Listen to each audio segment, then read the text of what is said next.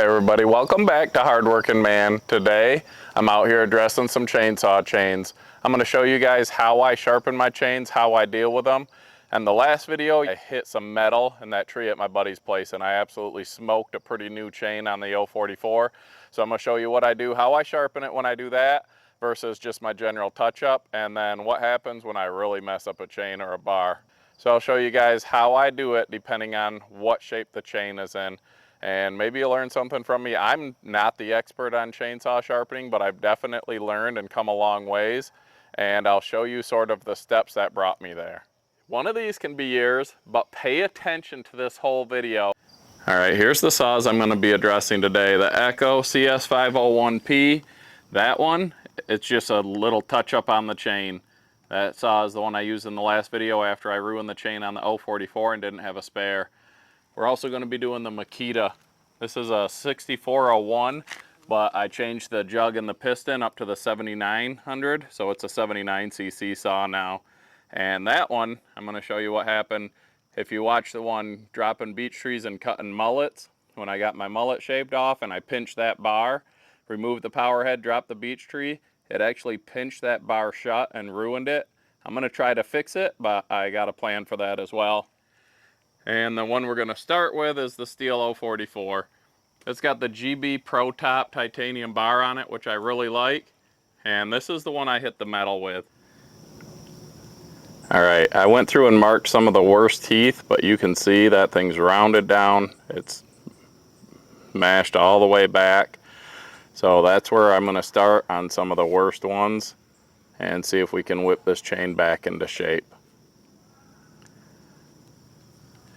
So when I get a chain like that where I hit something, whether it be a rock or some steel or whatever, in this case it was steel, I like to use this. It's a Grandberg Model G1012XT. It's a precision grinder. I like this. It's a guided chainsaw sharpener, and this is what helped me learn how to become a better hand filer. This is what I started with after I got sick of paying to have my chain sharpened. I'll show you how to set it up and how it helped me to learn. When I just have to touch up a chain, I just use the hand file. I don't use one of the guides, and then you can see how I adjust the rakers. I'll go a little bit more than that gauge on some of my bigger saws so I get a little more aggressive cut. Let's get this Grandberg set up. I'll show you how it works, and it's a good option if you don't have one of the Oregon, you know, the disc chain grinders like a lot of people use. I'd like to get one day, but this thing's nice because you can bring it with you in the field. You just hook it to a battery and you can get a chain back in shape. All right, you might be able to hear my boys in the background. My youngest, Zach, he's got a couple friends over there back there swimming in the pond, catching some bass, jumping off the high dive. If I get hot enough, maybe I'll jump off that thing when this night's over. But for setting up this Grandberg grinder, it's pretty easy. You just loosen it. You're gonna get it over your bar. There's these little things that hold the chain down. You're gonna get it set so it will hold the chain.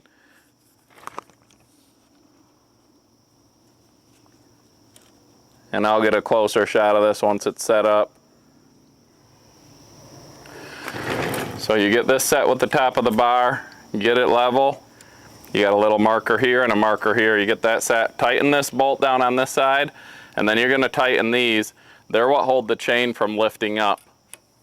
So you get it set in there, you pull the chain through and just pull it back to the stop. So we're gonna start right here on this tooth. You just get the angle set up to match, and to adjust the height, you turn this up and down. So tighten this down at what degree you want your chain sharpened. This can adjust this way to match the angle of your tooth. It can do this, bevel in and out, or up and down, however you want to say it, I guess. And then this is your depth, up and down. Then this is how deep you cut into the tooth with this little stop here, which is way too deep right now. So once you get this set up, it's pretty easy to run. All right, so you can see the tooth is pulled back tight to the stop. I've got the stone so that it's where it needs to be. When I run it, I'll have to adjust it a little bit. And then you just slide this in and out. You don't want to hold it in there and burn your tooth. But this is a good way to get your chain back into shape if you really mess it up like I did.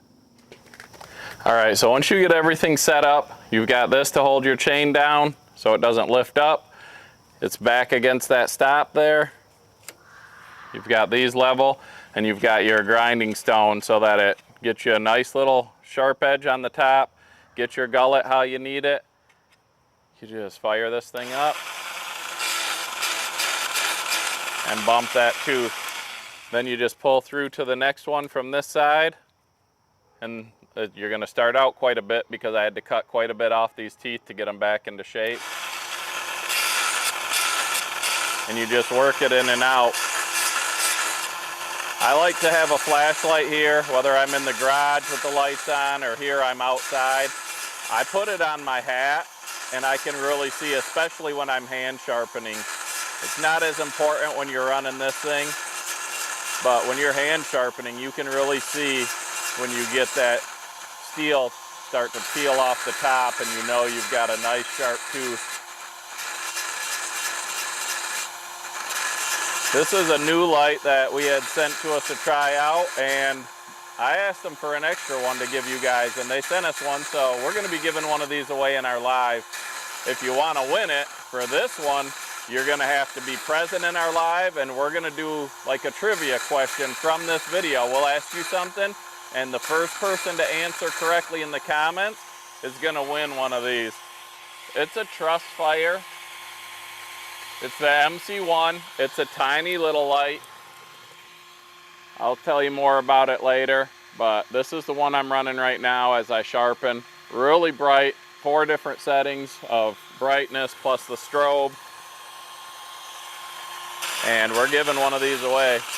So you're gonna wanna pay attention in this video, watch the whole thing, and be on our live, August 10th, 8 p.m. Eastern Standard Time. It should be a lot of fun. Check our previous videos. We tell you how to win things. We've got a Oscale Power Max 700 Power Pack we're giving away. Those are about $350. We're giving away a nice tarp that we use. When we put stuff on this channel, I always ask for discounts for the viewers, and I ask for extra product for the viewers to give away. Sometimes the companies oblige, sometimes they don't. A lot of times I just tell companies I'm not interested in their product because if I don't believe in it, or if it doesn't fit the channel. I mean, I've had some pretty neat stuff offered to me that just doesn't fit the channel. A $3,000 electric bike, but it was a city version. I was like, you talk about an off-road version and I'll be interested. I'd love to have that city version bike to give to one of my kids in college, but it didn't fit the channel, and I don't want to put stuff on the channel that doesn't fit. And I won't put stuff on the channel that I don't think is a decent product.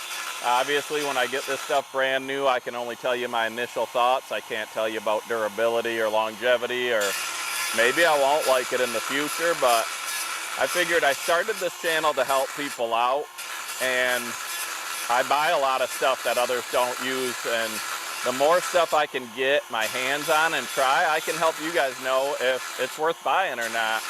Like the Thermocell, we're not sponsored by them in any way, shape, or form. I bought that, I buy my refills, I buy everything, but we talk about it a lot because we love it. And we use it all the time. It's out here right now. I was getting tore up by mosquitoes until I got that thing running. So you can see this thing's pretty simple to use. Once you get it set, you just buzz these teeth, gets them nice and sharp, whips this chain back into shape, and it should be cutting nice and straight, throwing chips. This thing was down to sawdust after I hit that steel. Like, it went from being just ripping and pulling to almost nothing. And these teeth were curled underneath, damaged. This was a almost new chain too, so that's a bit of a bummer because I'm having to take quite a bit out to get this thing back into shape.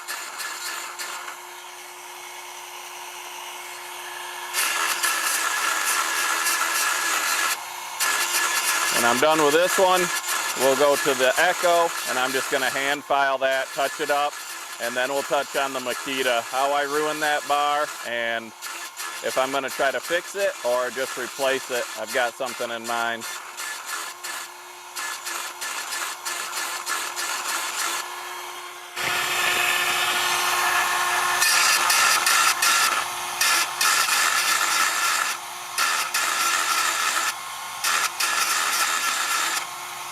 hard to get this camera to focus on these teeth so you can see exactly what's happening, but I mean, if you know what a sharp chain looks like and what a one that hit metal looks like, that's basically what's happening here.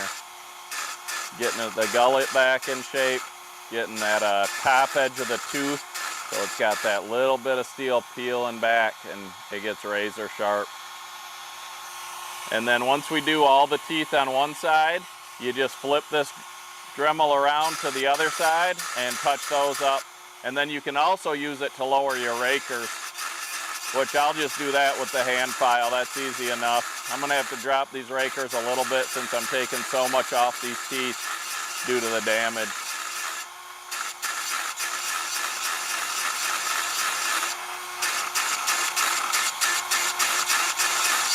You can see as it gets sharp, you start throwing fewer sparks because it gets to your stop, to your setting.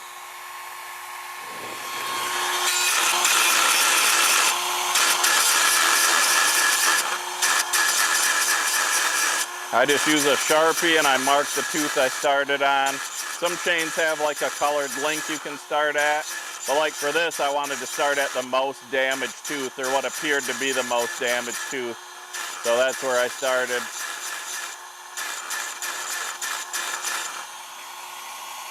I've got a white oak top out in the woods from a tree I dropped this winter for saw logs, hoping to redo my trailer deck, and I'm gonna go finish that top out with these saws once I get them done. Probably get after that tomorrow.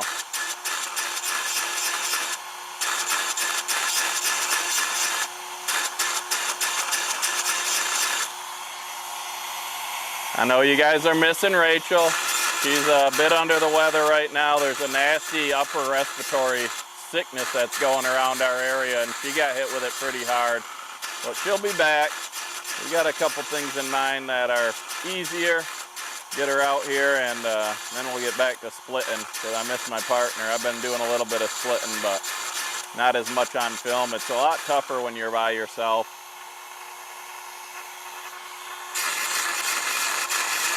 I'm excited for how good this chain is looking for how bad it was. And it's not taking all that long. I like hand filing just because it's something I want to get good at. I have my days. There's days where I make a chain that just throws chips and cuts perfectly straight, and other days where it's not so much. But I'm getting better as I go. And that's something I want to be good at for when you're out in the field and you mess up a chain a little bit and you can whip it back into shape if you just get a little bit of dirt or something. But when you hit rock or you hit steel and you got to do a major reconstruction on the chain, a Dremel or an Oregon chain sharpener, in my opinion, is the way to go, or you're going to be here for a long time trying to get this thing back into shape. All right, so I've got all those teeth sharpened. Now I'll go to the next one, and you just flip this thing around. You'll loosen this. So we're at 33 degrees. And you flip this all the way around. You're gonna put it back to your 33 degrees. Tighten it back down. And now you'll have your teeth sharpened the exact same on both sides. This tool right here has made me such a better hand sharpener, because I learned what a sharp tooth looks like, what a perfectly, I guess, manicured tooth looks like. It takes trial and error even with this machine, but once I got that, then I could learn what I needed to do with the hand file. It made me a lot better hand sharpener, because I didn't stand a chance before that. I just was bad at it. But this has helped me to learn. It's sort of like a laser rangefinder with deer hunting. I used to be terrible at judging distance. And then I got a laser rangefinder, and that tells you the exact distance. So when I'm hunting, I'll practice. I'll look at something and say 50 yards, and I'll hit it, and it'll be like 48. Whereas before, it'd be 50, and I'd be like, oh, that's 30, yeah, way off. But this helps to train me to know what to do, if that makes sense.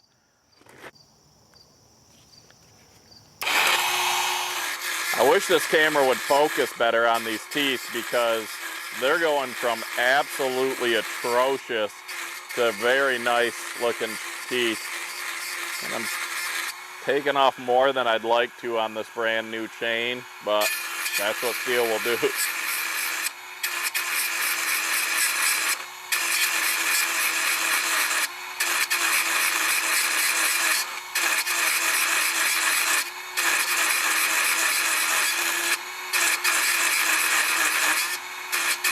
I'm gonna get this chain finished up.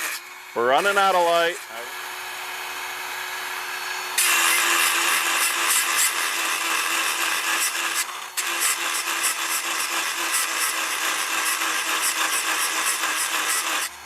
All right, we're all done with this chain. You just loosen this up, loosen this, pull it off, and you're done. I'm gonna throw the Echo in here, get the hand file. I'm getting a lot of comments on my last video when I tried to rip out that stump about how I'm ruining that chain on that chainsaw. That chain, the teeth were back. They were pretty much toast. That chain's going in the trash, so I wasn't that worried about it. I know it's not great to hit dirt with your chainsaw. I'll take it apart, clean it out. As far as the tractor, like, I use my equipment. That's what I got it for. I could have easily just not put that video out because it was a huge failure on my part. I've pulled stumps like that before of different species, and it's worked great. That one I thought was going to work okay because it was growing on top of a rotting stump, so I thought it was going to be in a lot of soft, old, rotten stump soil, and I'd be able to work it loose and get it out. It wasn't the case. But I'm not ashamed to bring you my failures because I'm just a guy out here doing work, doing what I like. So not everything goes good. I could just not put that video out. Everyone could think everything always goes great. For me, goes smooth. Everything I do works. He's such a lucky guy. That's not how it always goes, and I'm not afraid to share that with you. So it is what it is. I love working outside. I've learned a ton over the years. I know I've helped other people learn, but I'm still learning. I learn every day. So. And like I said, how I learned to be better at hand filing, I'm no Buck and Billy Ray by a long shot, nothing like that, but that Dremel with the gauge, with the guide, is what helped me to learn how to become a better hand filer. All right, I've just got some Husqvarna files here. I picked them up at Home Depot. They seem to be pretty decent. An Oregon file handle. That's for a larger chain, so we'll get the right size here. Now, how I like to do this is I got this little stool. I like to get right over top of it, and I use this light. I always have a little flashlight. It's either the O-light or in this case it's the Trustfire, the MC1 I'm trying. And I like to get right over top of it so I can see what I'm doing. When I hand file, I got a little bit of an up angle here. I go along with the what angle the teeth were at, or you got the little marker there on the back. I try to match that. I press up and back a little bit. And when I draw the file back, I move up to the raker. You're not just going back and forth against the tooth there. And I like to have this light because you can see right when that metal starts to peel back along the top of the tooth, and that's when you know it's sharp. I also, when I hand file, I'll do both teeth. You don't have to do all of one side and then go back.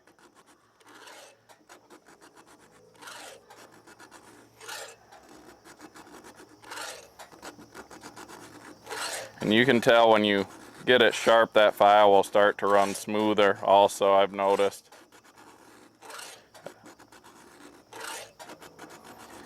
But I find sitting right over top of it like this with this light helps me to do better.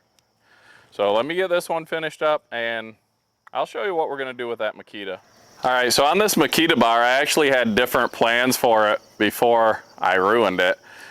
You can see here on the replaceable tip on this, it had a damaged part. And so I was able to file it down and get it smooth so it would work again. I bought a new tip. I was going to replace that on the channel, but then when I dropped that beech tree and I had to pull my motor head off and leave the bar in there, when I got that tree to fall, it actually pinched this bar shut. And I'm going to try to fix it still. I'll put it in the vise and try to open it back up. But you can see that these won't go in here anymore. They won't sink in like they're supposed to because that got pinched shut. On the other side, it's fine. You know, they ride in there nice and smooth. But on this side, it got pinched shut. So I thought, you know what? This is a perfect opportunity to do something that I've been wanting to do for a while. Well, I got on Amazon and on eBay. I picked up a new chain. It's the first skip tooth chain I've ever had. It's the Oregon Power Cut, and it's a skip tooth. It's 105 links. That's a 32-inch bar. I'm gonna be able to stand up and buck. The longest bar I had before was a 25. I've always wanted a long bar. That 79cc Makita can handle a longer bar. And I went with this. I'm not sure how to say it. The Sumura. It's the light and tough light bar. I've never had one of these light bars. I've never had a long bar like this. So I ruined my Makita bar. I'm gonna try to fix it, but I figured, you know what? Let's get in the long bar game so I can stand up and buck and see what this is all about. See if I like it, and it'll be nice for when I'm felling bigger trees and blocking up the big trees too. So I'm gonna get this put on. One last thing I do when I sharpen my chains is I'll, get the extra sharpened, which I didn't have in the last job, but I'm gonna take all these saws apart, clean them out. I've got a little brush, I've got the air gun, I'll blow out the air filters, and I'm ready to cut the next time I go. I like to touch my chains up in the field with just the hand file, and every once in a while I gotta readdress that chain and get it back into shape like I did today. So like I showed, using that light on the hat when I'm sharpening, I really like, and like I mentioned, it was a new light, a Trustfire MC1, and we're giving one of these away. So this has a little magnetic charger. It comes with it. You need your own plug, but it's got the clip that you can clip on your hat, clip on your belt loop, clip in your pocket, and this is a tiny little light, and it's extremely bright. I'll get this thing out at night and get a little bit of a video showing you the different settings, but this is how you charge it right here. There's a little thing they give you that it's a magnet. It clips on there. Plug it into one of your USBs. It's got a 3-year warranty on it. This thing goes up to 1,000 lumens, and one of these can be yours, but pay attention to this whole video. In our live, August 10th, 8 p.m. Eastern Standard Time, we're asking a trivia question off this video, and the first one to answer correctly is getting this light. So like in all of our videos, we'll have links to the product we use down in our description. And in this one, we've got a 20% off code for these Trustfire lights. Link straight to the MC1 down there, a link to the sharpener that I use, and a link to the thermosol that we use anytime the mosquitoes are out. So make sure below this video, click where it says more, and that'll give you the rest of the description along with the links to all the items and the discount codes we have to offer.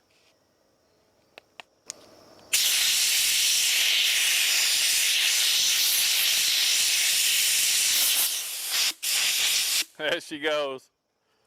I'm excited to run this Makita with this 32-inch bar and the skip tooth chain. Maybe I'll have to end up getting this thing ported someday.